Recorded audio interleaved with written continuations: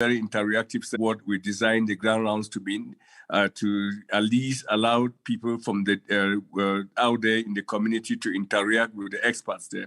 So thank you so much, Professor Asmia. Over to you. Thank you so much for your opening words. As you know, since the first onset of the Professor Salim Abdul Karim is the director of CAPRISA, the Center of the AIDS Program of Research in South Africa, based in Durban. He is also a member of Africa Task Force for Coronavirus, the African Commission on COVID-19, and the Lancet Commission on COVID-19. Professor Salim Abdul Karim, it's a pleasure to have you here. The floor is yours for 20 minutes, and probably we'll have 10 minutes for question and answer at the end of the three presentation. And as information for colleagues and attendees, you can use chat box for any comment or additional information, and use QA box for asking questions.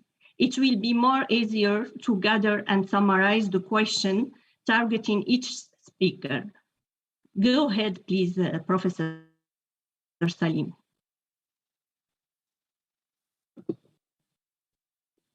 Good day. It's my great pleasure to be with you here today. I'd like to thank the organizers for inviting me. And what I hope to do, even though it's remote, is I hope to share with you the HIV pandemic and the COVID-19 pandemic when these two pandemics collide. And as we think about the collisions of these pandemics, I'm going to share with you some aspects of those collisions at the level of health services, at the clinical level, as looking at how clinical outcomes from COVID-19 are impacted by HIV. And then I'll talk about some of the immunology and the virology and looking at how that is impacting prevention. And I'll end off with just touching on three key lessons from HIV for COVID-19.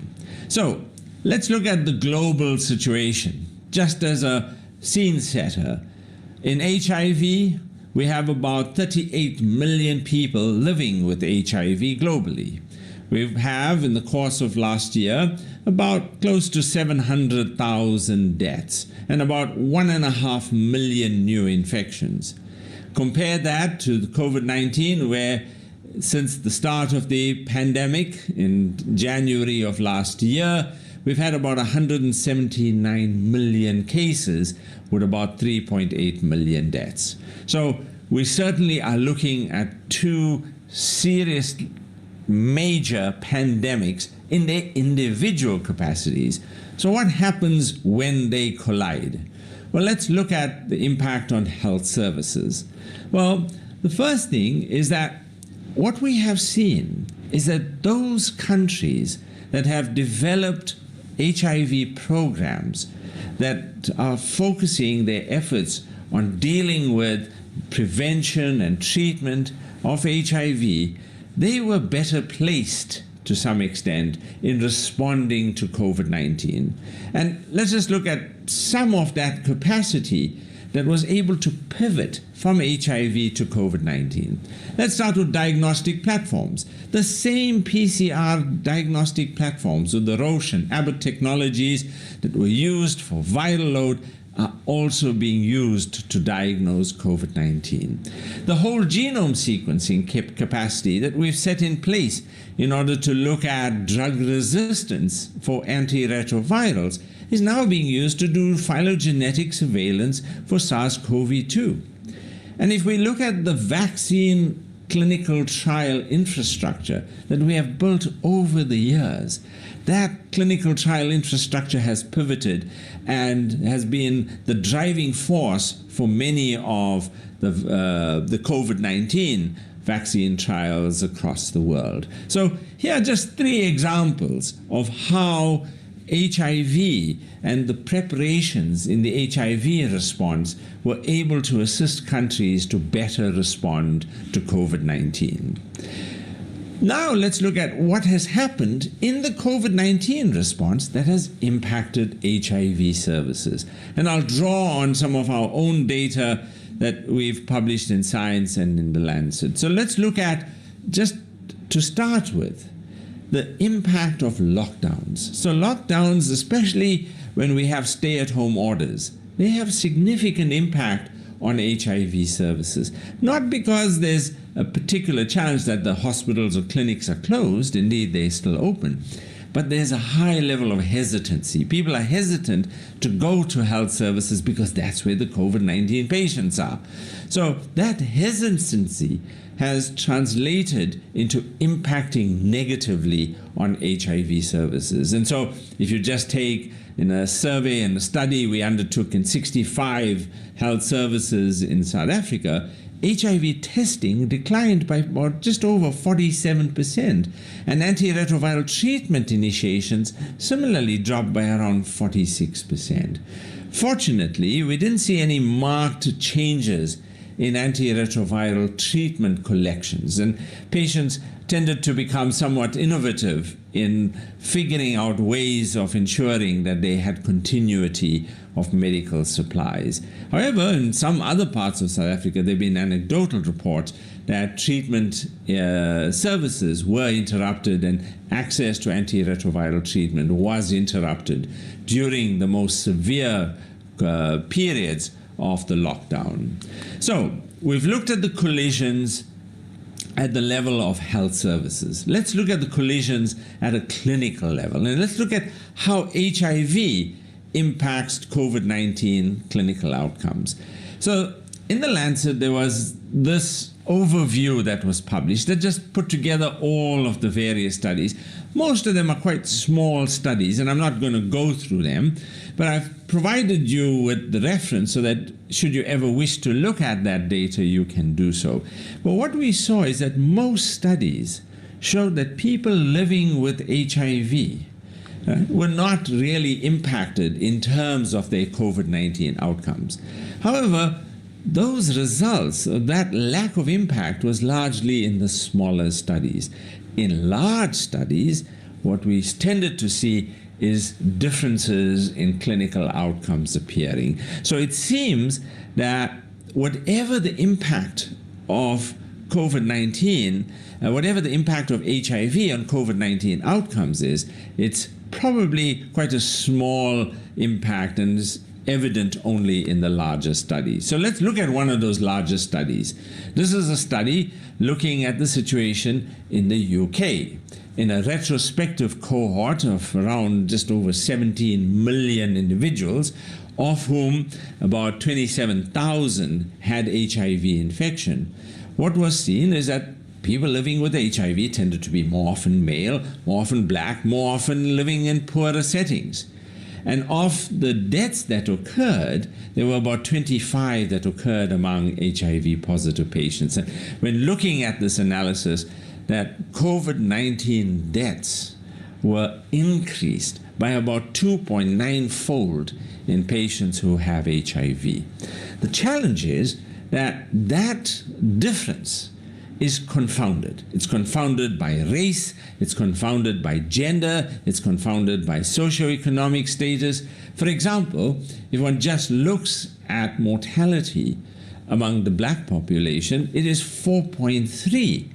Compared to amongst those who are not black, it's 1.8.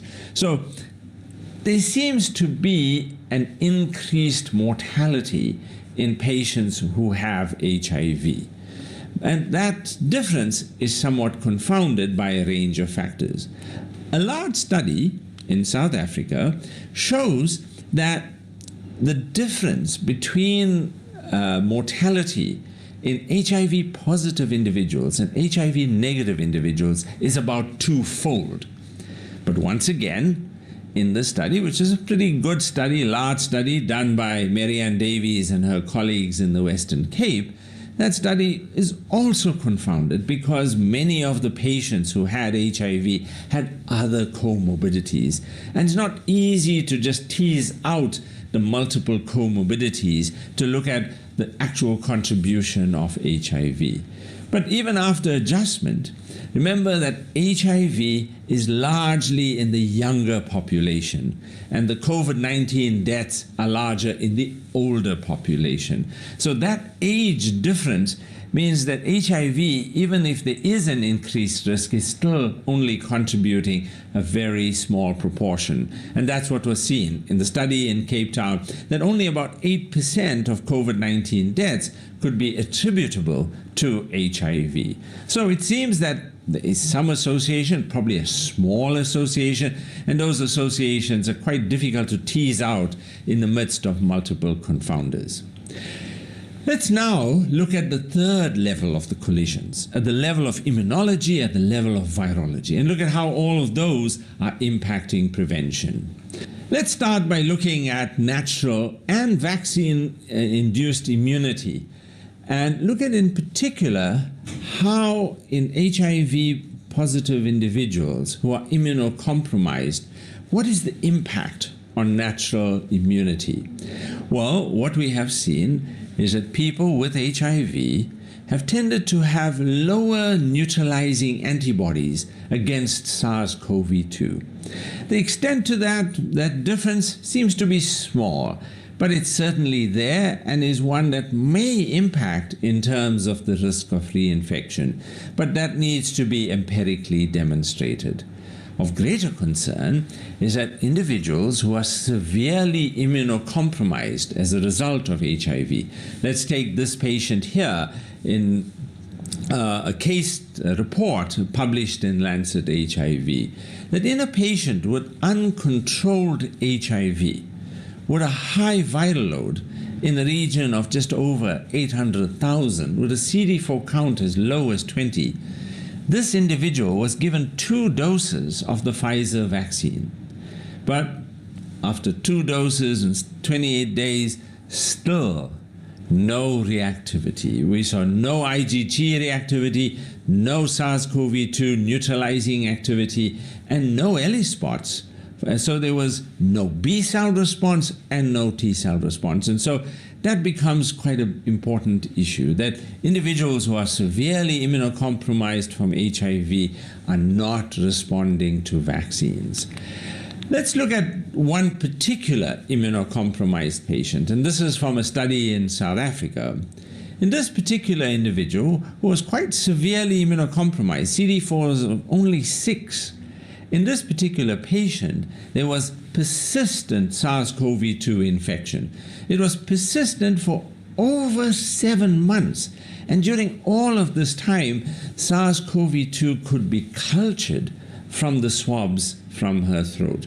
So looking at this particular patient with a CD4 count of 6 and a viral load of around 34,000, and a SARS-CoV-2 CT value of 18.5. 18.5 translates into a pretty high SARS-CoV-2 viral load.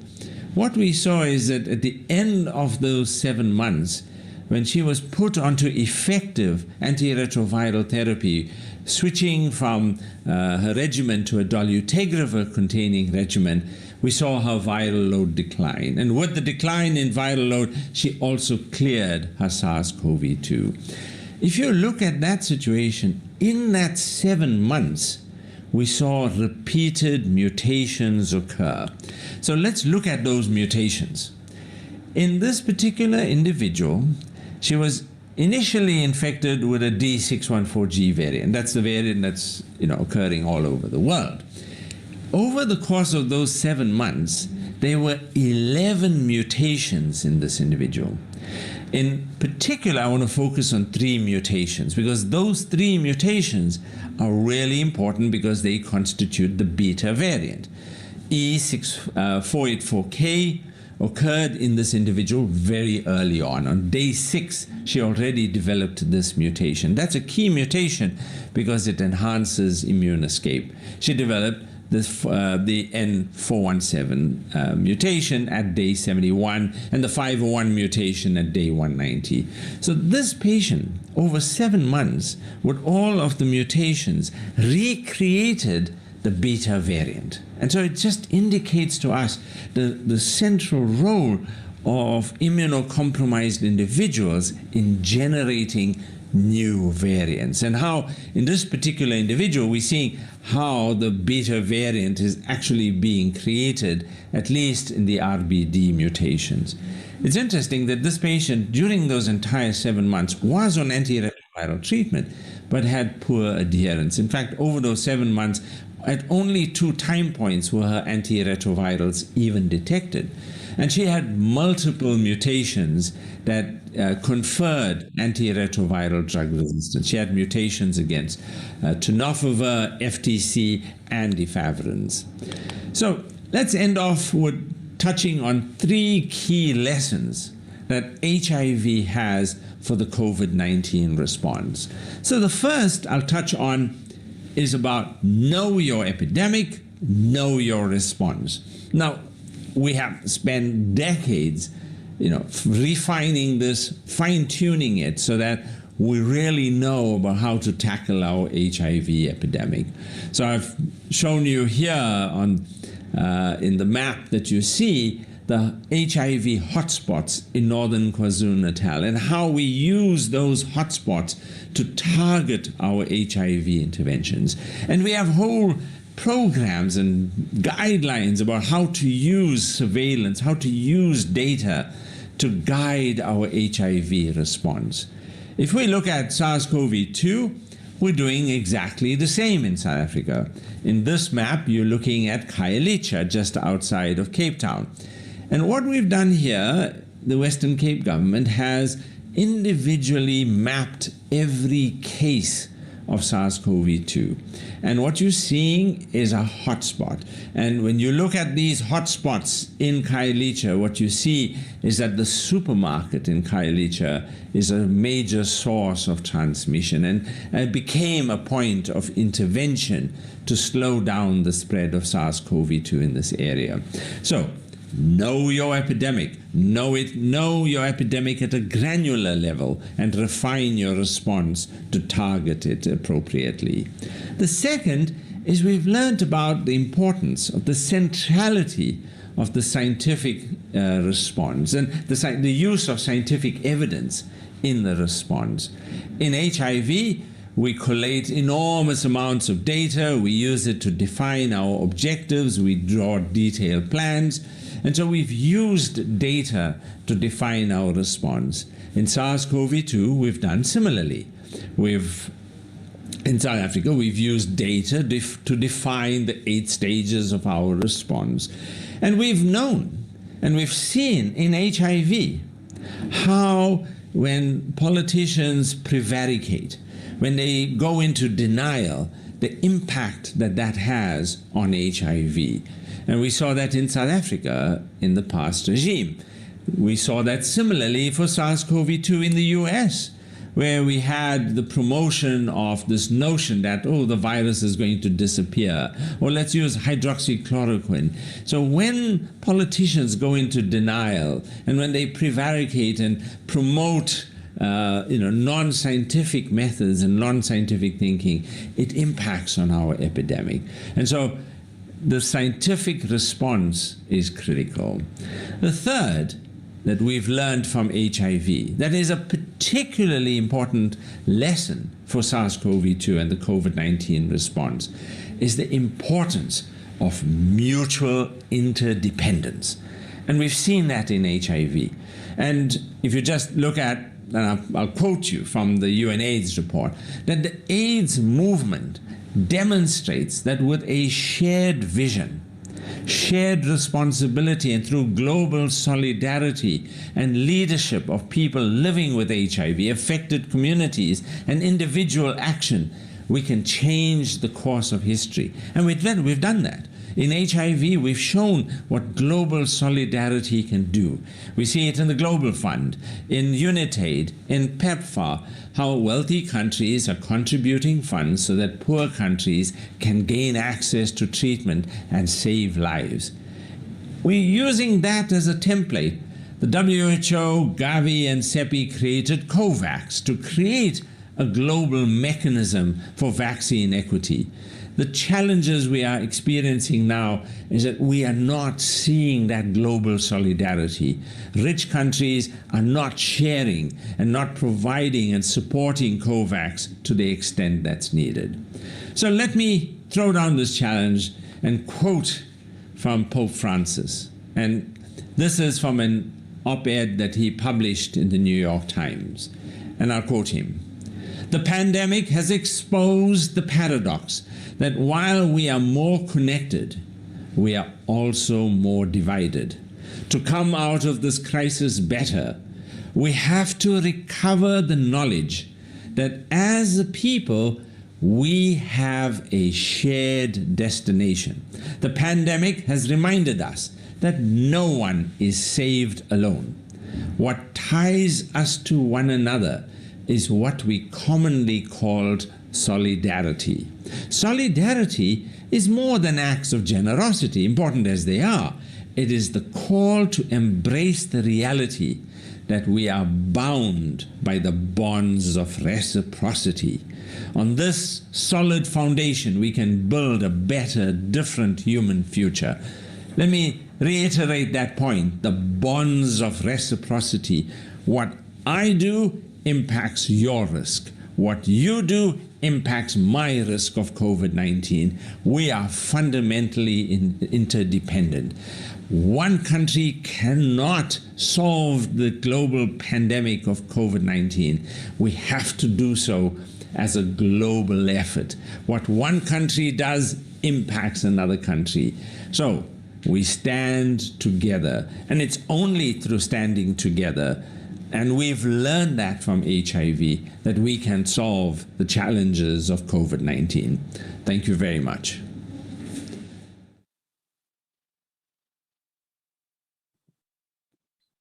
Thank you so much, Professor Salim Abdul Karim, for your excellent presentation, very concise and very precise indeed. We will have many questions later probably. As you very well highlight, the COVID-19 pandemic is severely challenging the care of people living with HIV and AIDS, and the renewed challenges are growing up, such as the continuum of care and the problem of stigma. Yes, the COVID-19 pandemic is accelerating new opportunity of innovative care strategy, and we have now duty to make an extra effort to turn the current challenges into new opportunities. Thank you again, Professor Salim, much appreciated. Please stay with us for question and answer session at the end of 3 presentations. We move now to our second topic.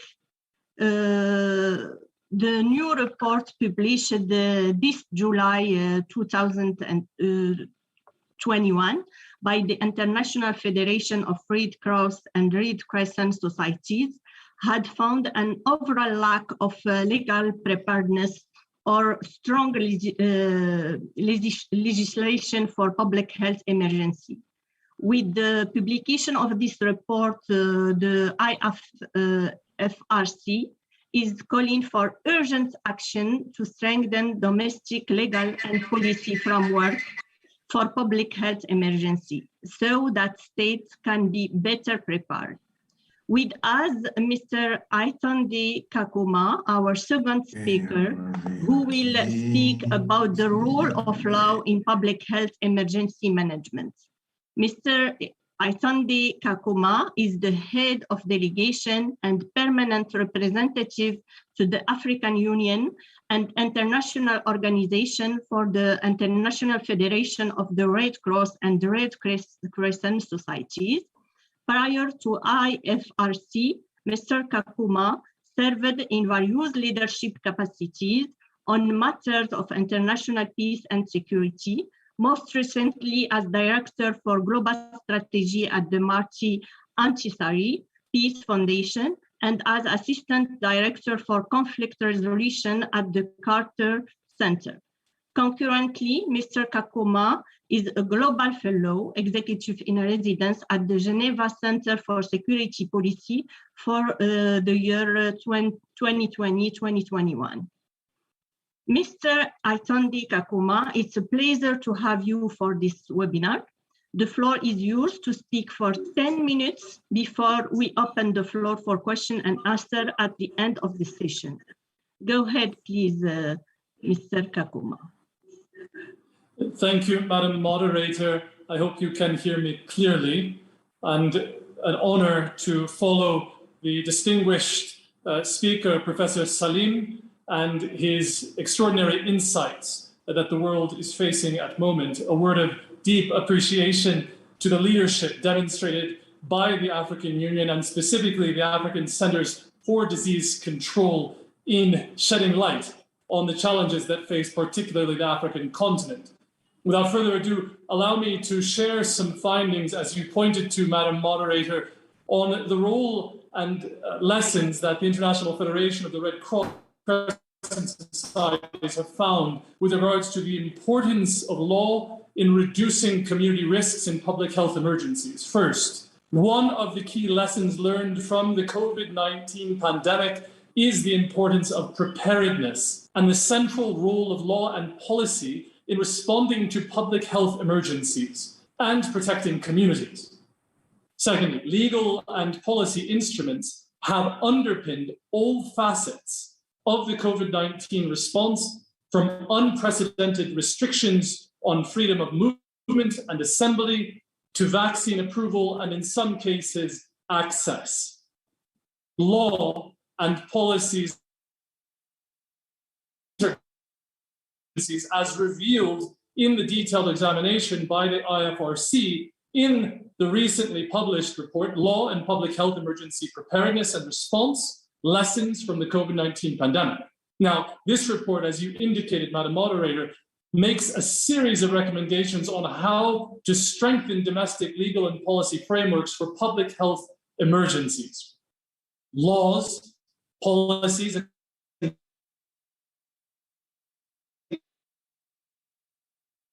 plans relating should adopt an all government, I stress all government, and all society approach that allows all actors and stakeholders to participate and be represented. The COVID-19 pandemic has made it evident that a large-scale public health emergency can impact or require action from virtually every tier of government, every sector, region, community, and individual. Here, we know that everyone has a role to play in all phases of public health emergency risk management, from risk reduction and preparedness to response and recovery. An all-society approach allows all available resources to be efficiently utilized to enhance resilience against risks. It also promotes the protection and inclusion of the most vulnerable groups in decision-making and implementation processes. COVID-19 has put a spotlight on how we are addressing the needs of the most vulnerable groups like immigrants or migrants and displaced populations, among others. Laws that are explicit on the rights of all people to access basic services are crucial to ensure no one is left behind. Domestic laws and policies relating to public health emergencies should not only allocate roles and responsibilities to community actors, but also recognize the importance of raising public awareness towards the risk of public health emergencies and their potential consequences. Ensuring that communities are provided with timely information enables them to better recognize and prepare for risks associated with various hazards and to respond where needs arise. Like other disasters, Madam Chair, community involvement in public emergency management is important, and in particular can improve both surveillance, for example, identifying outbreaks early, and communication of public health information. National laws should facilitate for community actors alongside other stakeholders to carry out or participate in regular public health emergency training and simulation exercises. Here, awareness at all levels of society is a crucial component of preparedness, and involving communities in these exercises, we know, enhances their understanding of what potential risks they would face and how best to protect the most vulnerable in their communities. Now, given their unique auxiliary role per international and domestic law and community level reach, laws, policies, and plans relating to public health emergency risk management should consider the role and responsibilities of national Red Cross and Red Crescent societies globally and particularly in Africa. National Red Cross and Red Crescent societies in the region have a proven track record supporting public authorities to tackle epidemics and pandemics, including in building early warning and rapid response capacities in hard-to-reach, vulnerable, underserved, and high-risk communities. Now, Madam Chair, I conclude with a few examples in this respect. As an example of this auxiliary role during the COVID-19 crisis, the Sudanese Red Crescent undertook awareness campaigns and worked to improve access to water for improved sanitary measures by repairing hand pumps and accelerating urban water projects in Darfur, the Blue Nile, and South Kordofan. Secondly, Kenyan Red Cross, through its community health volunteers, continue to create awareness on sexual and gender-based violence and mental health risks related to COVID-19 through local town hall sessions. Now, a key success we have learned of any risk management framework is embedding lessons learned into laws and policies. And here, Sierra Leone's coordination efforts for COVID-19 were guided by Sierra Leone government's own experience during the Ebola outbreak, recognizing that vulnerable nature of school children during disasters. The Sierra Leone government established an education emergency task force to mitigate the impact of COVID-19 pandemic on children and learning, and produced a COVID-19 education emergency response plan.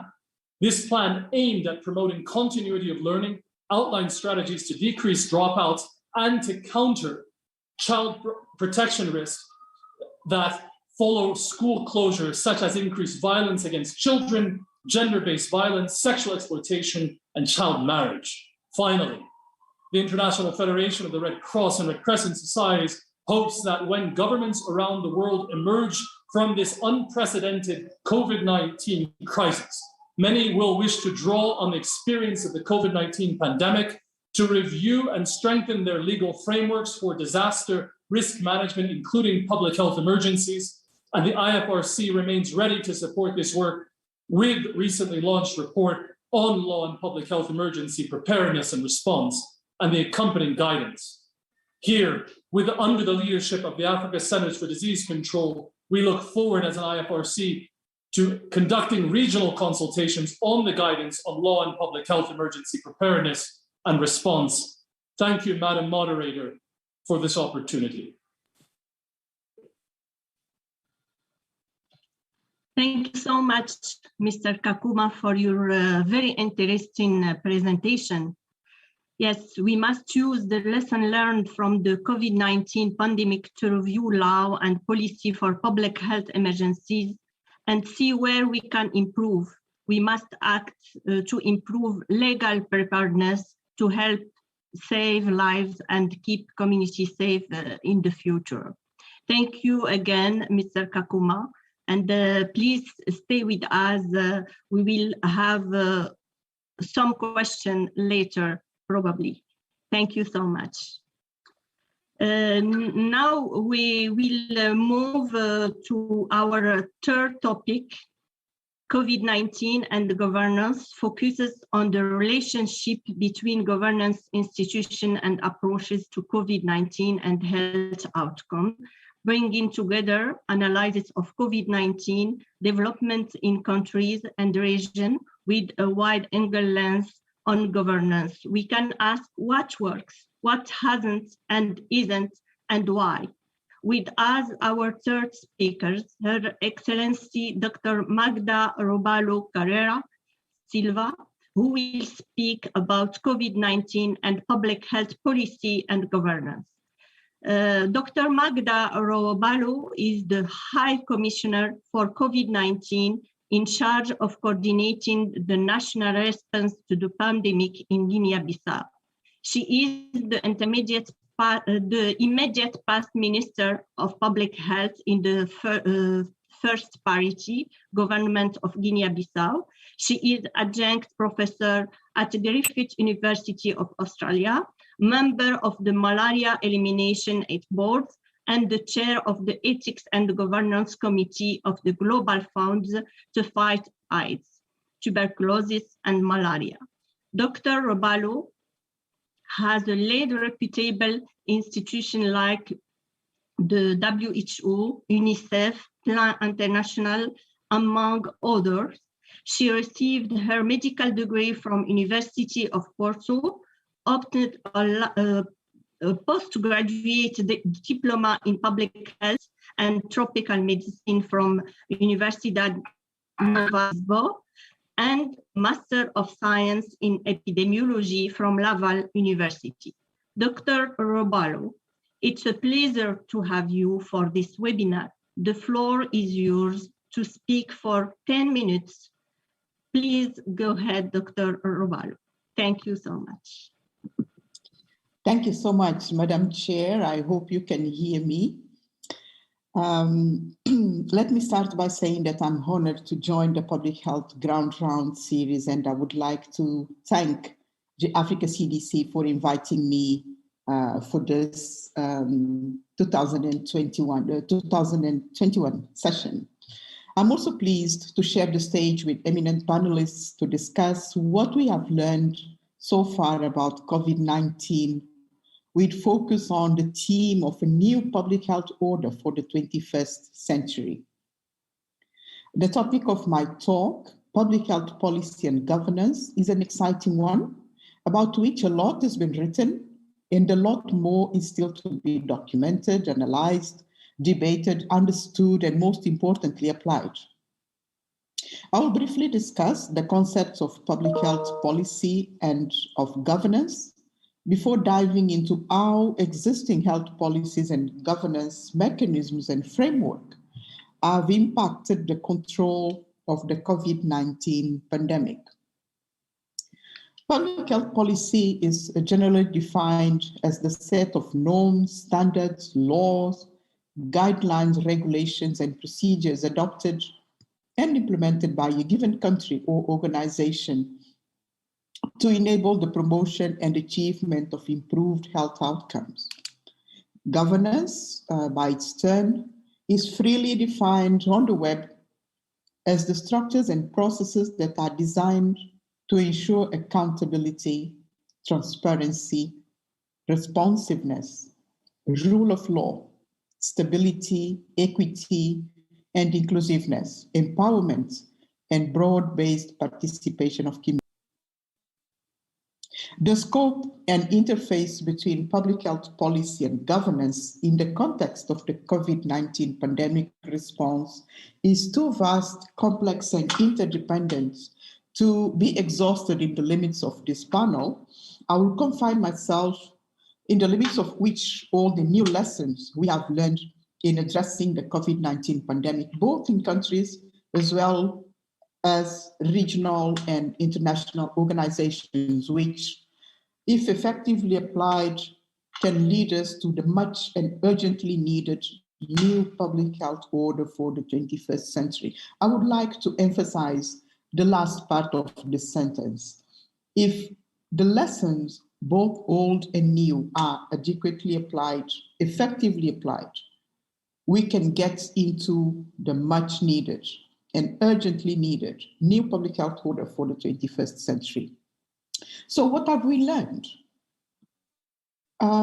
Looking at how countries did and are responding to this multidimensional crisis, one cannot adequately address public health policy and governance in the context of the response to the COVID-19 pandemic without acknowledging the fact that the delivery of effective public health policies is largely dependent on good governance, rule of law, respect for human rights, and accountability and trust. Unfortunately, in many countries around the world, both in the North Hemisphere or in the South, some of these governance principles have not been applied to the satisfaction of the citizens of those countries. The governance deficit and mistrust between states and right holders has negatively impacted the response to COVID-19 in several countries, rich and poor alike. We have learned all the new lessons. The pandemic impacted all sectors of society and government, from infrastructure to security to public order, health, social protection, education, housing, and labor, to mention but a few, as described by George Mukunde Wachira on his article in the ECDPM Great Insights magazine. Some of the old lessons we have learned point to the fact that health systems, surveillance, and alert mechanisms were inadequate to prevent the pandemic. Access to credible, science-based information, reliable data, and statistics has been one of the paramount characteristics of this pandemic. Insufficient preparedness has been the pattern for both countries and international organizations. We have also learned an old lesson about documenting lessons from previous crises and failing to apply them in order to prevent the next crisis. Madam Chair, the unfolding of the pandemic will forever be remembered by words and facts about solidarity or the lack of it, nationalism or the abundance of it, coloniality, inequality and inequities, multilateralism and the inadequacy of international legal instruments, vaccine hesitancy, power imbalances and deficient global power architecture and governance, bottlenecks in international cooperation, leading to shortage of supplies, a moral embarrassment over lack of access to vaccines by the Global South, and the protracted negotiations on licensing and intellectual property rights and technology transfer. The lack of trust between governments, scientists, and citizens has been a pattern in many countries. The absence of effective social protection policies has magnified the impact of the pandemic. Many countries lacked the regulatory policies required to adopt new vaccines and new medicines. This crisis is accelerating the establishment of the African Medicines Agency, which is an excellent offspring of the pandemic, and we want to congratulate the Africa CDC and the African Union for this push to establish the African Medicines Agency. A number of countries displayed a significant lack of capacity to deliver effective pandemic control and essential services such as maternal and child health, immunization programs, and HIV, tuberculosis, and malaria control services and programs. In preparing for this panel, I've reviewed a report from Chatham House on solidarity in response to the COVID-19 pandemic, and the report indicates that the crisis has heightened pre-existing geopolitical tensions and competition, and that multilateral institutions and mechanisms didn't have the necessary capabilities, the necessary power, and resources to enforce solidarity norms. The report also points out that countries have generally not worked well together in solidarity, despite the mechanisms and platforms that have been created, such as the ACT Accelerator, including COVAX. The report of the Independent Panel for Pandemic Preparedness and Response clearly stated that the world failed to prepare, resulting in a massive failure to prevent an outbreak from becoming a pandemic. The report articulates the need for fundamental transformation of the international system and elevation of leadership for pandemic preparedness and response, calling for accelerated governance reforms. We have learned good lessons about the timely establishment of the Africa CDC in the aftermath of the Ebola crisis. The performance of the Africa CDC in managing the COVID-19 pandemic bears testimony that it is possible for regional political organizations to open a new page and write their narratives, take control of their situations and crises with support from the international community on a new partnership order where intellectual contributions are the most important resource. An old lesson about country-based, country-driven, and country-owned response remains actual. We need decisive leadership, resolve, better coordination, and decision-making at country level. We need improved sub-regional and regional information sharing, collaboration, and coordination. So, Madam Chair, in conclusion, at both country and global level, a new dawn is upon us. It is now or never for a new public health order, whereby international cooperation will have a new meaning to guide good governance at global level and ensure better public health policies which are centered in equity, trust, and true solidarity. I thank you all for your kind attention, and I will be more than happy to discuss some of the issues raised on this short paper that I had the honor to present to you. Thank you very much. Thank you so much, Dr. Robalu. And please stay with us. We will have a question later. Thank you again.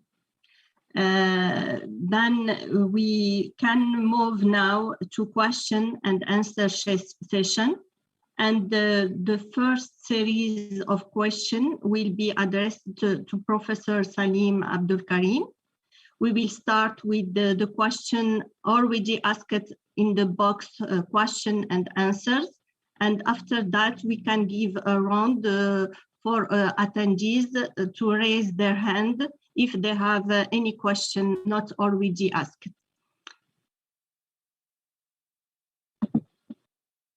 Okay, the question for Dr. Salim.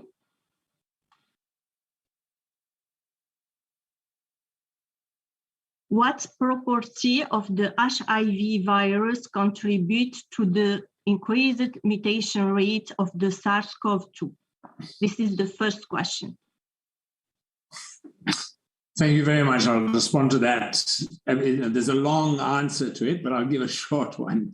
So, like influenza, the coronavirus shows progressive genetic drift. In other words, once a month, twice a month, we see mutations occurring, just about 1 or 2 mutations per month. That's because the coronavirus has a proofreading step in the way in which it replicates. However, what's happening is that in immunocompromised individuals, what happens is that they have persistent viral replication. And because they develop partial immunity, the virus then responds by creating mutations that bypass that immunity. And those mutations then accumulate. So you end up with what we saw in the beta variant. The beta variant had about 17 mutations. And that probably occurred in an immunocompromised individual over several months, just in one person. So when we talk about a new variant, it's probably being created just in one person.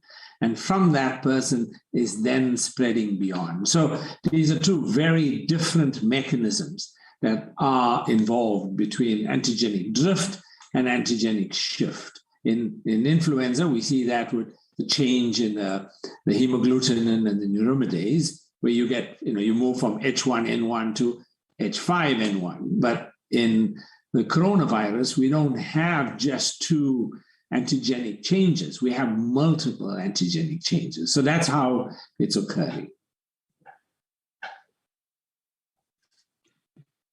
Okay, thank you so much for explanation.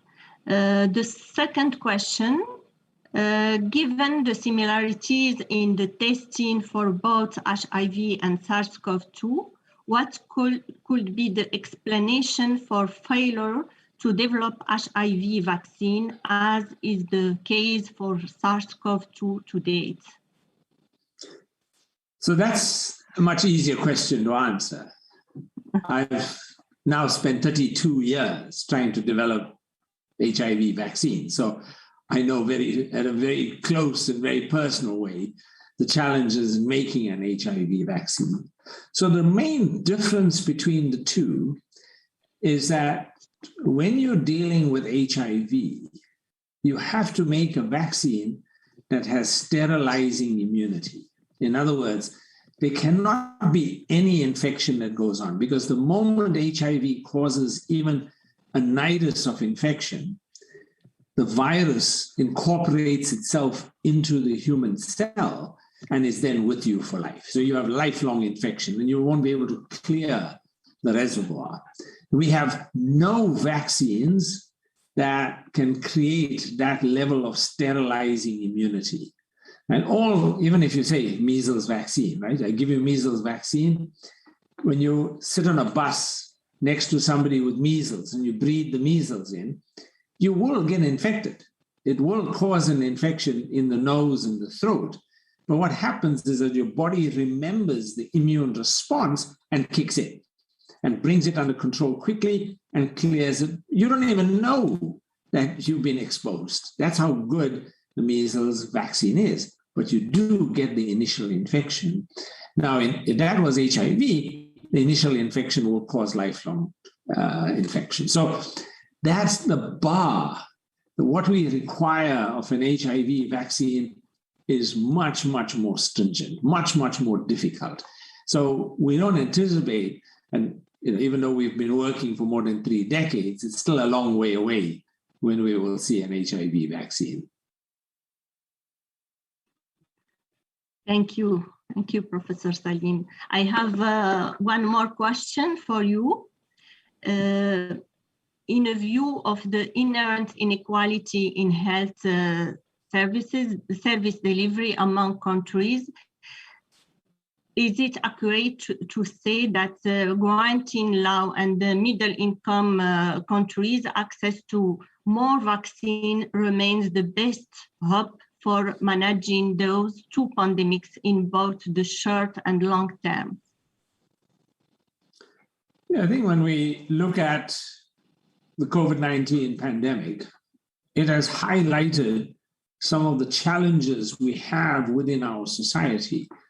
It's been referred to, it sort of pinpoints the fault lines that we have in our society, and healthcare capacity, which is difficult in low and middle income countries at the best of times, is put under huge pressure. And the reason for that is very simple, that when you're dealing with your waves of infection with COVID-19, the particular care that's required relates to the availability of oxygen and the availability of ventilation. Unfortunately, both of those are in short supply. If you take my own teaching hospital, where I'm based here at the Nelson Mandela School of Medicine, and our own hospital here is the King Edward VIII Hospital, in our ICU, we only have 8 beds. So that means we can only really take 8 patients who need ventilation. And if there's a 9th patient that comes, we don't have the capability. And we are actually a reasonably well-off hospital. So the problem is that the quality and the level of care required is in very short supply. And the demand, when the wave hits, is so huge. And it's that disjuncture. The demand is high, availability of services low, and that's when people start dying. And that's when we see most of the deaths occurring. It's during that wave when the system is under pressure. I'll stop there. Thank you. Thank you. There is some hand. I can give the floor to Frank Sanu. Frank Sanu, please put your camera on and ask your question?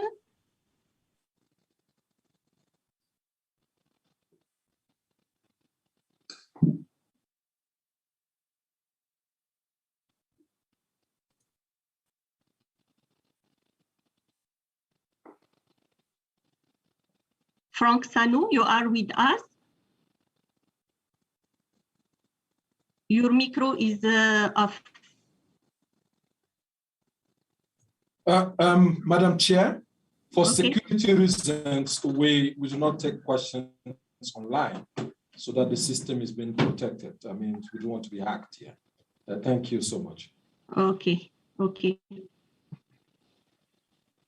Then we can move to another series of questions.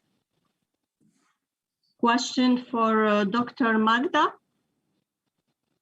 How can we ensure strong and effective Southern voice or process in the negotiation in pursuit of the new public health order? Thank you. That's a very important question. I think the answer is short and long. A short answer is to say we need to take our seat at the table. Few years ago, we didn't have Africa CDC. Today, we have a strong regional organization which is empowering countries to do better in terms of epidemic preparedness and response, and bringing our voice to the table, negotiating, discussing, and strengthening capacities in the countries. I think if each country does its part in terms of building capacity and refuse to apply in a blind way solutions that come from the north and that are not necessarily adequate to our context, we will get to the place where we should be.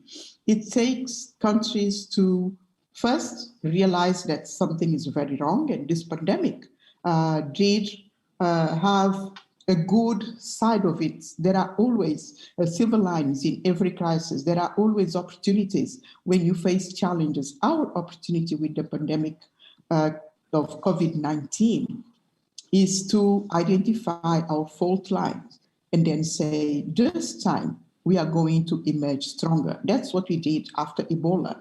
The African Union stood up and established the Africa CDC. I think we are on the right track to bring the strength that African countries need in order to have their seat on the table and discuss among equals about what are the needs for our continent. We also need to strengthen democracy. Like I said, governance and public health policies, they go hand in hand. You cannot have strong public health policies if your democracy is failing, if there is no accountability, if there is no... Si vous n'avez pas de redevabilité ni état de droit. Et donc, il nous faudrait... In order to stop the current narrative of importing solutions from outside and be able to have our own on-ground solutions and apply them for the betterment of the lives of our people. I've seen another question about whether we need to change our constitutions to include the definition of health as defined by WHO in order to have our governments to ensure that our population, our communities have their health protected. I don't think we need to change the constitutions. We just need to work towards democracy, better democracy. And again, democracy in Africa doesn't have to be imported from outside. It has to be built and strengthened from our own context and make sure citizenry have the seats at the table, at home.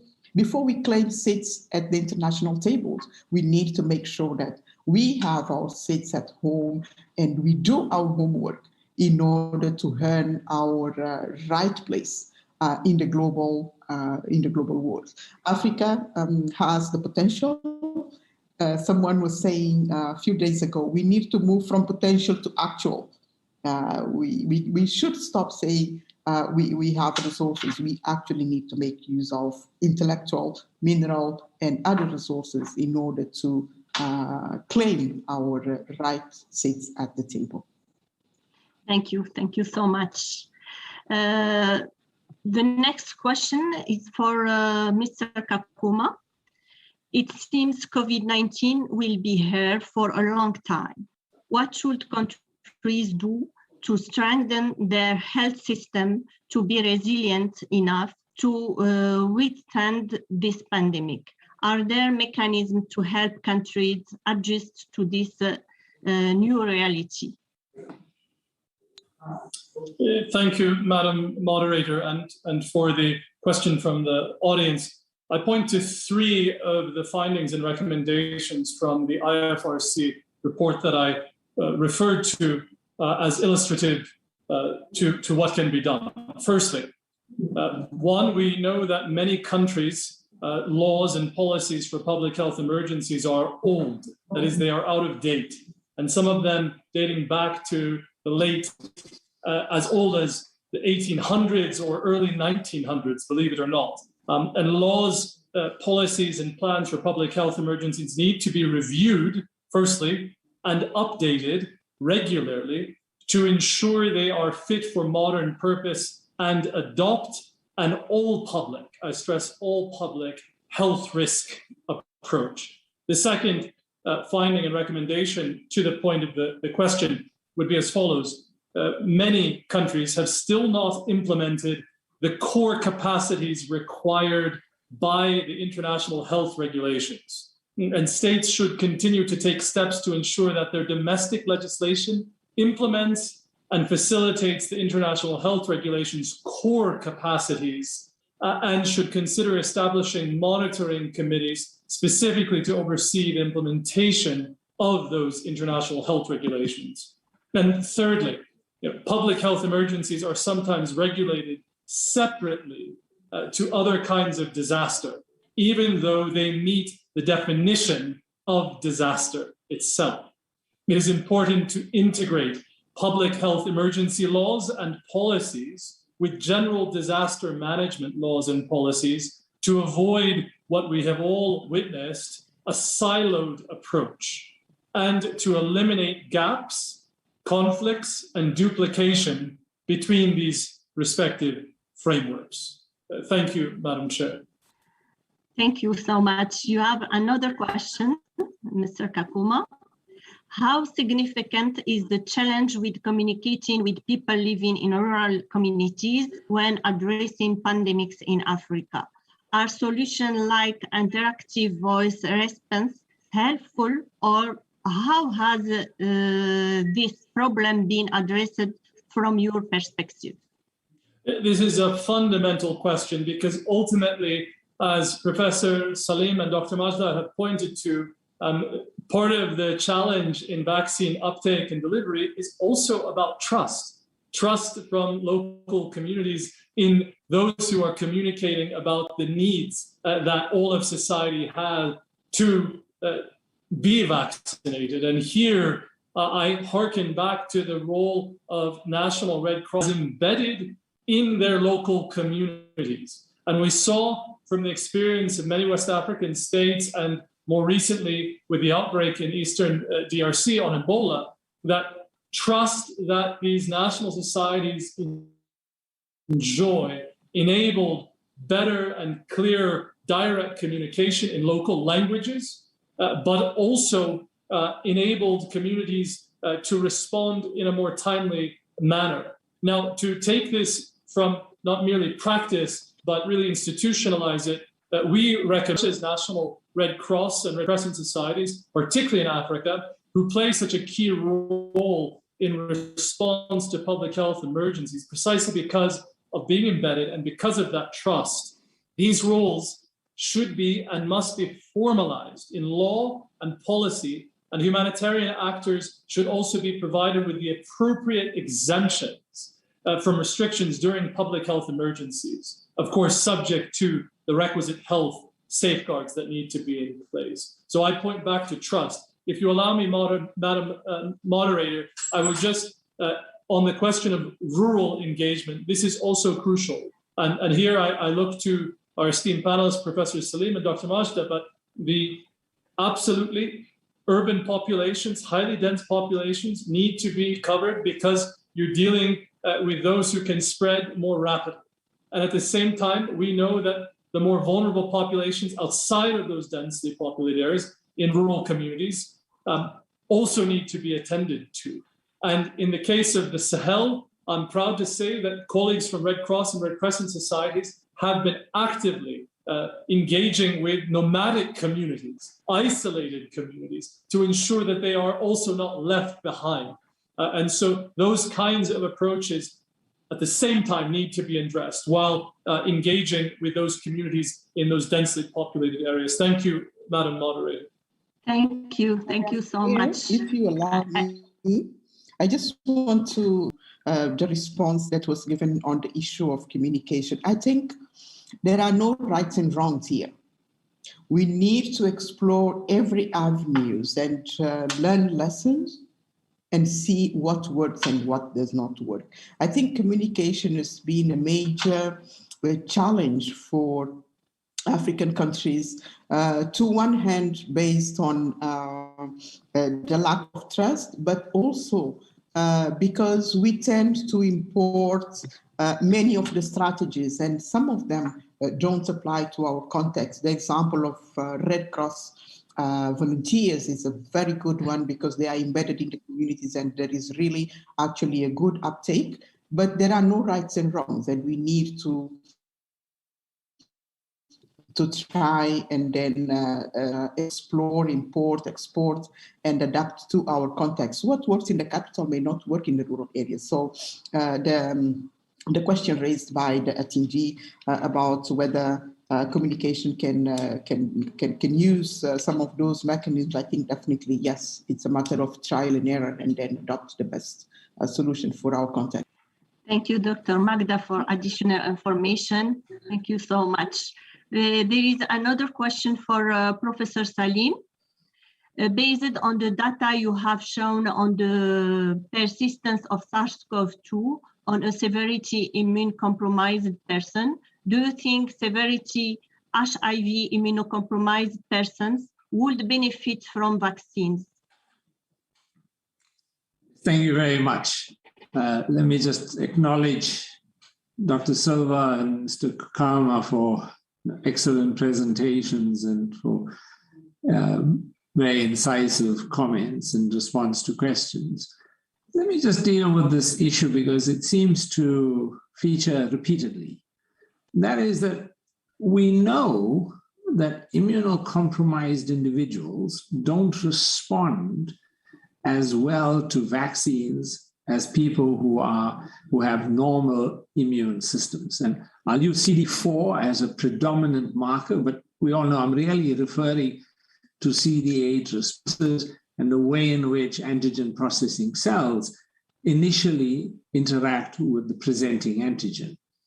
So when we look at that, what we are seeing is that individuals who receive 2 doses of vaccine who are immunocompromised, they are mostly developing responses, but the responses seem to be suboptimal.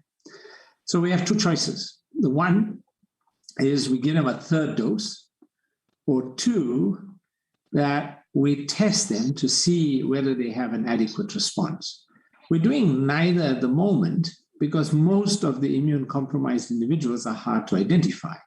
And the way in which we are focusing our efforts right now is not to specifically focus on immunocompromised individuals.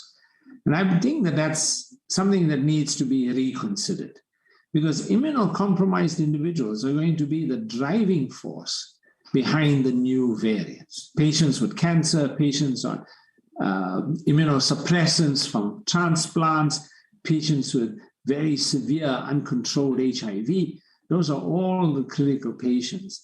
We might not be able to easily identify them, but we should encourage them to get vaccinated as quickly as possible. Even if they don't have a full response, they will in all likelihood have a memory response because we know that the vaccines stimulate the germinal centers, and the B cells, the memory B cells that are in the germinal centers will ensure that there's memory responses. So you will get an anamnestic response if you do get exposed to SARS-CoV-2 later. So I hope that helps understand the challenges we face with immunocompromised individuals. Today's issue of the New England Journal of Medicine is an excellent overview of this problem of immunocompromised individuals and SARS-CoV-2, written by Larry Corey and his colleagues from Seattle. Thank you, Professor Salim, for your information. I have one more question for Dr. Magda. Economic inequalities seem to be at the center of all other terms of inequality seen today. Can we say that economic transformation must be realized to address health and other social challenges faced by the countries in Africa? Thank you for that question. Yes, I think the measures taken to control the pandemic have been the drivers of the economic and social negative impacts. The aftermath of the pandemic is going to be worse than the current days we are living. So African countries need to start or continue to prepare for 19. It's going to be tough. Our economies will take time to recover. And this is the opportunity our countries have to build, I will not say back better, but forward better, as it is being said more often, unless we find ways of diversifying our economies, making our economies less dependent on monoculture, reduce importation of goods and services, we will not come out of this pandemic in a good shape. Our path to 2030 is going to be harder and more difficult. We have had schools closed for several months. There is going to be a deficit in learning, in skilled manpower. Our countries are going to be much behind than they were in a trajectory before COVID-19. And this is going to impact those at the end of the road. It's going to be more difficult. We are having an increase on maternal mortality, child mortality. Children are not being immunized. We may see increase in measles outbreaks, for example, or even other preventable diseases by vaccination, because there are pockets of children that are not being vaccinated currently. So all these compounded factors are going to make it more difficult for African countries to recover after COVID-19. It is yesterday that our countries needed a summit or other mechanisms to think about a Marshall Plan for Africa after COVID-19. I hope this answers the question, but it is imperative for our states to start working on how are we going to reshape our economies? How are we going to increase jobs? Many people lost their jobs. How are we going to employ the youth in order to recover our economies? Thank you. Thank you so much, Dr. Magda. Another question for Professor Salim. As the new COVID-19 strands emerge, how effective are the current vaccines against highly virulent strains? That is a question that has no answer, because we don't yet know what the future variants are going to look like. So what we've been doing is we have been storing specimens of plasma and serum and blood cells from people with past infection and people who've been vaccinated, fully vaccinated. And so when a new variant comes along, we grow that variant in the lab, grow it in my lab here, and we then add in the serum from the antibodies that have been developed in individuals who've been vaccinated. And we see how those antibodies work. If they work and they kill the new variant, then we say, okay, we're all good. But what we don't have a clinical mechanism to keep testing each vaccine against each variant. So that's done retrospectively. And for example, when we look at the beta variant, let's look at the Delta variant. We don't know how well the vaccines would do against Delta variant. But what happened was that the UK had an epidemic had a wave of Delta. So they did a retrospective analysis and they showed that the Pfizer vaccine was as effective against the Delta variant as it was against the pre-existing variant. So there's no change. Now we know that Pfizer does equally well against Delta as it does against others. The same with AstraZeneca. AstraZeneca does as well against Delta variant than others. But we don't know that for all of the vaccines, and we don't know that for all of the variants. And so that's been one of the challenges in anticipating what's going to happen next, because I can assure you that it's very likely we're going to be seeing many new variants. If we're going to see new variants, then we're going to have to, as they emerge, because we don't know what they're going to look like, as they emerge, you're going to have to need laboratories like the ones at the Africa CDC, the ones I have here in Durban. We're going to test the new variants with the stored specimens to determine whether the vaccines are likely to work. And then only after the virus has spread, we'll figure out whether the vaccines were efficacious. So I hope that helps answer the question. Okay, thank you so much. Let's start with, so let's shift with the lightning round. A question and answer as quickly as possible by one sentence, something future-oriented or solution-oriented.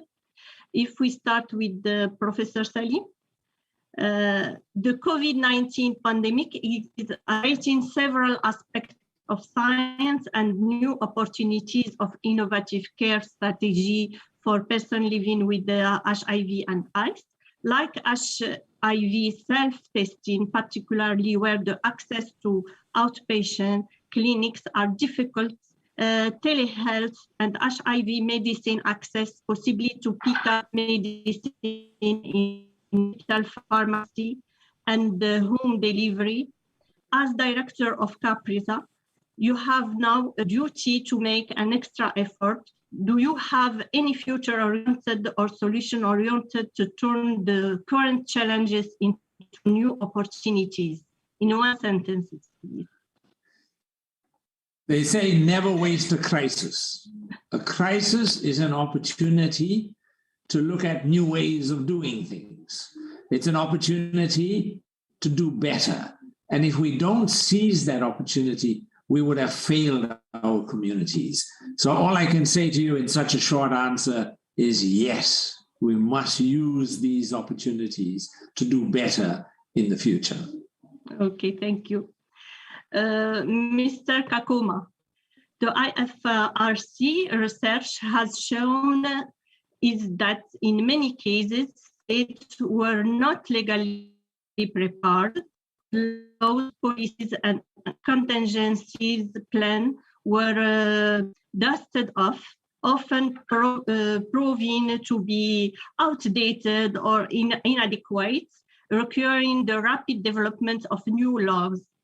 How IFRC can improve legal preparedness to help save lives and keep communities safe in the future? In one sentence, please. Thank you, Madam Moderator. You can hear me. Very good. Look, you pointed to it.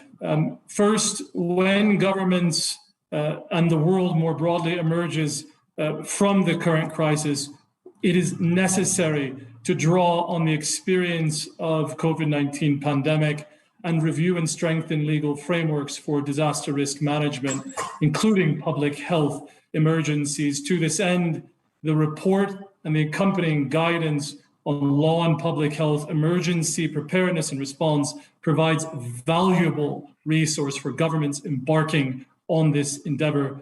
And with the Africa Centers for Disease Control, we look forward to working with various AU member states in being better prepared for current and future pandemics. Thank you, Madam. Thank you so much. My last question for Dr. Magda.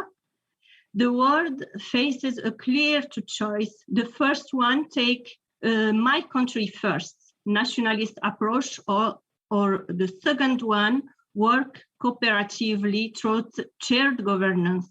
The second will require reimagining global health governance. If we fight to strengthen global governance at these critical junctures, it could lead to permanent nationalist retrenchment and international organization collapse, demeaning hopes for the future. What do you think about that? I think nationalism is not an option. We are bound to live together and work together. The work has become a global village. This is a old concept now. The interconnectedness, the closeness countries have become, the close. It is so easy to fly from China to Guinea-Bissau and to go to America that no one is safe. We cannot think that I have vaccinated all my entire population and I'm safe, that's it.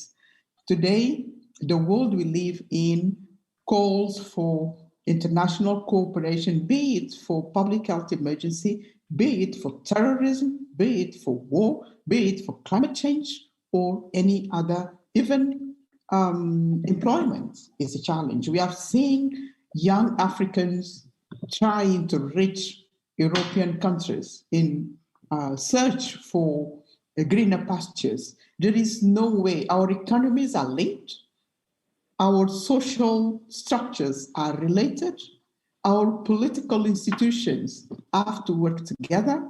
There is no way this world can move forward if we don't improve international cooperation. A new global order is needed, be it at the World Trade Organization, be it at the World Health Organization, be it at the European Union, or be it at the African Union. We need to reform. We need to agree in working better together. We need to recognize the intellectual capacity and contributions of the Global South in order for the world to become a fairer, more just, and a better place for us to live in. Thank you. Thank you so much. Then before closing this session, I ask the panelists for last words. If you have any last word or take-home message for the audience.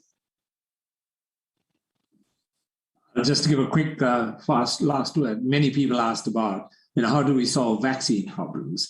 Well, fundamentally, Africa needs to generate its own knowledge and its own vaccines. For as long as we don't, we will be consumers joining a queue, and we'll be at the back of the queue. So we've got to start now, and we've got to build the capacity to make our own vaccines, our own diagnostics, our own therapeutics. Thank you. Thank you. Thank you. I want to thank all the panelists and the participants for their excellent contribution to today's session. And I declare this session closed. Thank you so much. Thank you for you all. Thank you very much for an excellent moderation. Thank you. Thank you, Professor Salim. Thank you, Mr. Kakoma. Thank you, John. Thank you. With us. Thank you, Africa CDC. Bye-bye. Thank you all. Thank you for the great job you continue to do for the continent. Thank you. Excellent. Thank you so much. Thank you, everybody. Thank you, Professor Recording Katabi. stopped. Bye.